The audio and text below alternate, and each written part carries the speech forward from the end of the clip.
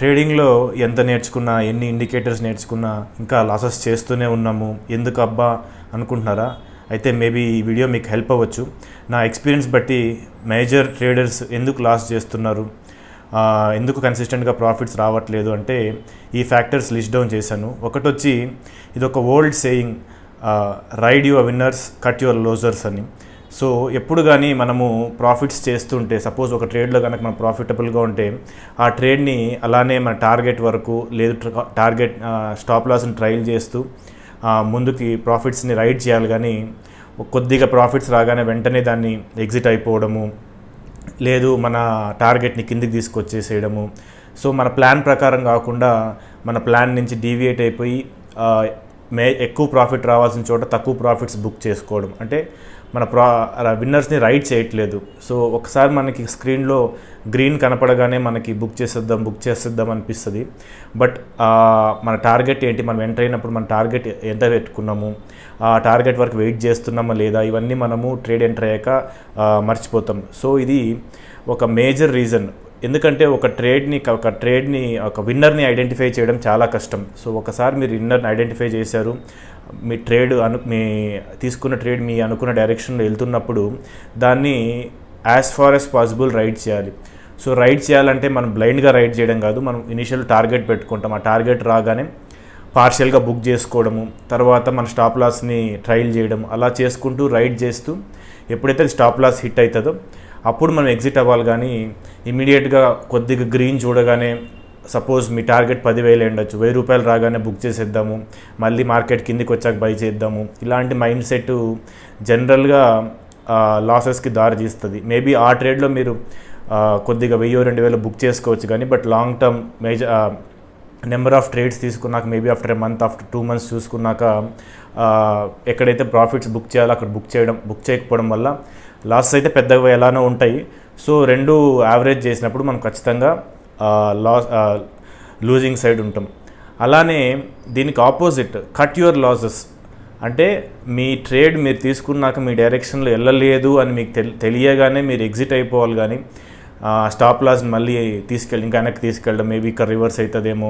Suppose 100లో by చేశారు, 95 మీ stop loss, 95 రాగానే దాన్ని 90కి మూవ్ చేయడము, మళ్ళీ 90కి రాగానే 85కి మూవ్ చేయడం, ఇలా లాసెస్ని as soon as possible cut చేసేయాలి.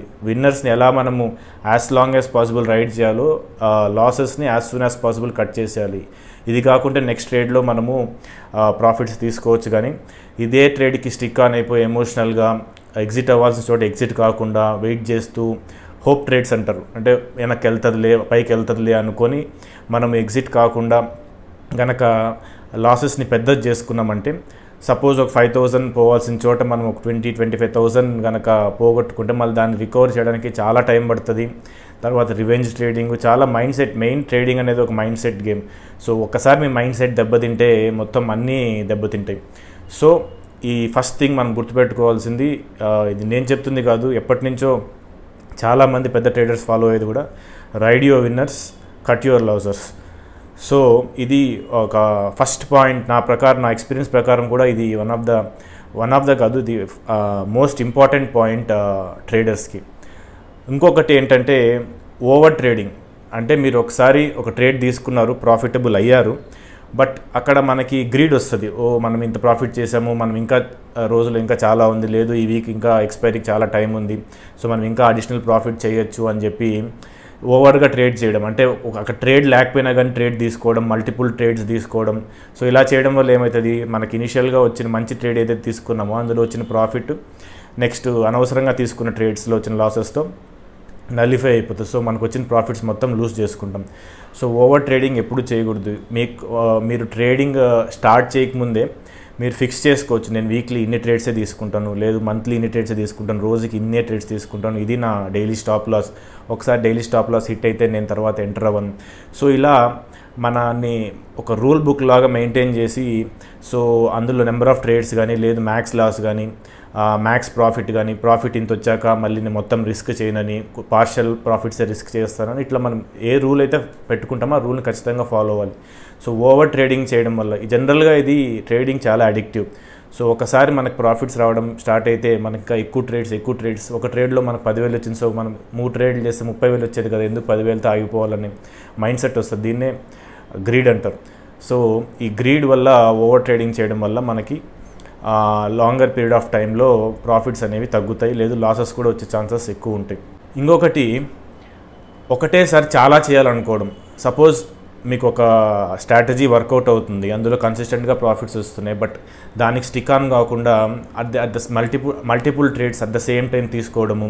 ఈ స్ట్రాటజీని ఇందులో పెడదాము, ఇంకొక స్ట్రాటజీ తీసుకుందాము, నిఫ్టీలో ఒకటి, బ్యాంక్ నిఫ్టీలో ఒకటి తీసుకుందాము, కమాడిటీస్లో వేరే చేద్దాము, క్యాష్లో వేరే చేద్దాము, ఇట్లా మల్టిపుల్ థాట్స్ వచ్చి ఒకటేసారి అవి చేయాలి ఇవి చేయాలని క్లమ్జీ అయిపోతుంది. సో జనరల్గా మనకి ఏదైతే వర్కౌట్ అవుతుందో వాటికే స్టిక్ అవ్వాలి. సో మల్టిపుల్ థింగ్స్ ఒకటేసారి చేయాలంటే చాలా ఒక స్ట్రాటజీ మెయింటైన్ చేసి అడ్జస్ట్ చేయడమే చాలా కష్టము. అలాంటి మల్టిపుల్ స్ట్రాటజీస్ కనుక ఉంటే గ్రీన్గా అంటే ప్రాఫిటబుల్ డేస్లో మనకు తెలియదు, కానీ ఎప్పుడైతే లాస్ రెడ్ డేస్ ఉంటాయో, లేదు సడన్గా ఏమైనా ఈవెంట్స్ లేదంటే గవర్నమెంట్ నుంచి ఏమైనా రెగ్యులేషన్స్ వచ్చినప్పుడు మార్కెట్ అటు ఇటు పైకి కిందికి చాలా వోలటైల్ అయిపోతుంది. అలాంటి టైమ్స్లో మన దగ్గర మల్టిపుల్ ట్రేడ్స్ ఉంటే మనకి ఏం చేయాలో అర్థం కాదు. సో అక్కడ మినిమం లాస్తో ఎగ్జిట్ అవ్వాల్సిన చోట ఎగ్జిక్యూషన్ ఎర్రర్స్ కూడా, ఏది ఫస్ట్ ఎగ్జిట్ అవ్వాలి, ఏది ఎగ్జిట్ కాకూడదు, దేన్ని చేంజ్ చేయాలి, ఇది అర్థం కాక మనం టైం వేస్ట్ చేసి చాలా లాసెస్ చేసుకుంటాము. సో ఇది ఇంకొక ఇంపార్టెంట్ థింగ్. 1 or 2 మ్యాక్సిమం మీకు ఏదైతే వర్కౌట్ అవుతుందో 1 or 2 స్ట్రాటజీకే స్టిక్ అవ్వాలి. అవి లాసెస్ ఇచ్చినా కానీ over a period of time చూసుకోవాలి, కానీ ఎవ్రీడే మార్చుకుంటూ లేదు మల్టిపుల్ ట్రేడ్స్ చేసుకుంటూ ఉంటే ఖచ్చితంగా లాంగ్ టర్మ్లో మనము దెబ్బతింటాం. నెక్స్ట్ వచ్చి అన్రియలిస్టిక్ ఎక్స్పెక్టేషన్స్. అంటే ఒక రోజులో డబుల్ చేసేయాలి మన డబ్బుల్ని, లేదు నెలలో డబుల్ చేసేయాలి, ఇయర్లో కూడా మన మనీ డబుల్ కాదు. ఎందుకంటే ట్రేడింగ్లో మహామహులే పెద్ద ట్రేడర్స్ 20 to 30% చేస్తే చాలా ఎక్కువ.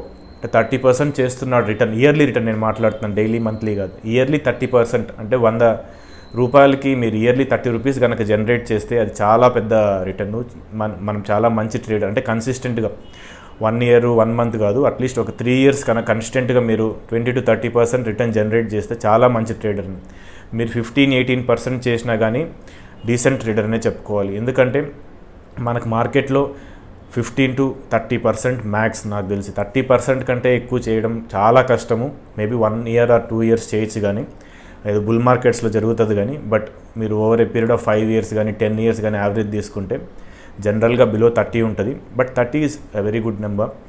సో అన్రియలిస్టిక్ ఎక్స్పెక్టేషన్స్ ఉంటుంది. వచ్చిన చాలామందికి ఆప్షన్ బయ్యింగ్లో మనము ఇవాళ 100 పెడితే సాయంత్రానికి 200 అయిపోద్ది, 300 అయిపోద్ది అవుతుంది. కానీ అలానే మేబీ 100లో ఒకసారి అవ్వచ్చు, మిగిలిన 99 సార్లు ఆ 100 కూడా పోతుంది.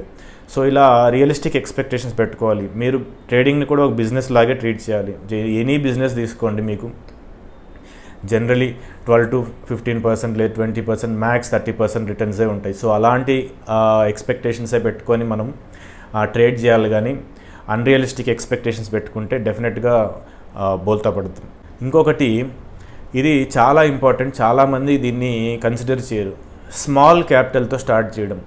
జనరల్గా మనము ట్రేడింగ్ చేస్తుంటే మన మైండ్ ఎలా ఉంటుంది, మనకు సఫిషియెంట్ ఇన్కమ్ జనరేట్ చేసే మైండ్ మనకుంటుంది. సపోజ్ మీకు పర్ డే ఒక 5,000 ఇన్కమ్ వచ్చింది, సో మంత్లీ ఒక 20 day వర్కింగ్ డేస్ అనుకున్న ఒక 1 lakh రూపీస్ వచ్చిందంటే మన మైండ్ జనరల్గా సాటిస్ఫైడ్. అంటే మీ ఇన్కమ్ లెవెల్ బట్టి నేను యావరేజ్గా చెప్తున్నాను, 1 lakh రూపీస్ మనం ట్రేడింగ్లో తీసుకోగలిగితే మనము సాటిస్ఫైడ్గా ఉంటాం. బట్ ఆ 1 lakhని జనరేట్ చేయాలంటే మనకి ఎంత క్యాపిటల్ కావాలో మనం ఆలోచించాం. మన దగ్గర క్యాపిటలే 1 lakh 2 lakh లేదు, మహా అయితే 5 lakhsతో స్టార్ట్ చేస్తాము. ఆ 5 lakhsతో మనం మంత్లీ 1 lakh ఎలా చేస్తాం అంటే 5 lakhలో 20% రిటర్న్ ఎవ్రీ మంత్ ఎలా తీసుకుంటాం అంటే 1 yearలో 5 monthsలో డబుల్ అయిపోతుంది మన క్యాపిటల్, కాదు కదా. సో ఇలా స్మాల్ క్యాపిటల్ ఏమో స్మాల్ ఉంటుంది, ఆస్పిరేషన్ ఏమో హై ఉంటుంది. సో స్మాల్ క్యాపిటల్తో స్టార్ట్ చేయడం చాలా పెద్ద థింగ్ మనం లాసెస్లో ఉండడానికి. అలానే నేను ఒకటేసారి పెద్ద క్యాపిటల్తో చేసి మొత్తం చేతులు కాల్చుకోమని చెప్పట్లేదు. మీరు స్మాల్ క్యాపిటల్తోనే స్టార్ట్ చేయాలి, బట్ ఎక్స్పెక్టేషన్ కూడా స్మాల్ క్యాపిటల్కి తగినట్టుగా ఉండాలి. సపోజ్ మీరు 5 lakhsతో స్టార్ట్ చేస్తున్నారంటే ఇయర్లీ మీరు ఇనీషియల్గా 20% టార్గెట్ చేయండి. ఎందుకంటే కొత్తగా వచ్చినప్పుడు 20% చేయడం కూడా కష్టం. అట్లీస్ట్ నాకైతే 2-3 years పట్టింది కన్సిస్టెంట్గా అబౌట్ 20% చేయడానికి. ఇనీషియల్గా 5%, 10%, ఒక ఇయర్ అయితే నో లాస్ నో ప్రాఫిట్, అలా మనకి ఇనిషియల్ డేస్లో చాలా తక్కువే ప్రాఫిట్స్ ఉంటుంది. ఎక్స్పీరియన్స్ కొద్దీ మన క్యాపిటల్ పెరిగే కొద్దీ మన రిటర్న్స్ కూడా పెరుగుతూ వస్తాయి. సో ఇనీషియల్గా మీరు 5 lakhs అంటే 20% ఇన్ ఇయర్ అంటే 1 lakh రూపీసే మీ ఇయర్లీ టార్గెట్ ఉండాలి. సో మంత్లీకి ఎంతనో దాన్ని డివైడ్ చేసుకొని per month target, per day target అలా సెట్ చేసుకోవాలి. మన క్యాపిటల్కి సంబంధం లేకుండా 5 lakhsకి మనం ఇయర్కి 5 lakhs చేయాలి, 10 lakhs చేయాలని చేస్తే మొదటికే మోసం వస్తుంది. సో ఇంకా చాలా రీజన్స్ ఉన్నాయి ట్రేడర్స్ ఫెయిల్ అవ్వడానికి, బట్ ఇవి నా దృష్టిలో నా ఎక్స్పీరియన్స్ ప్రకారం మేజర్ రీజన్స్. సో ఈ రీజన్స్ని కనుక మీరు కరెక్ట్ చేసుకోగలిగితే, గ్రీడ్ని ఇవన్నీ పక్కన పెట్టి రియలిస్టిక్గా ఆలోచించగలిగితే, మీ స్టాప్ లాస్లు కనుక మీరు రెస్పెక్ట్ చేసి టార్గెట్లను రెస్పెక్ట్ చేయగలిగితే ఖచ్చితంగా ప్రాఫిటబుల్ అవుతారు.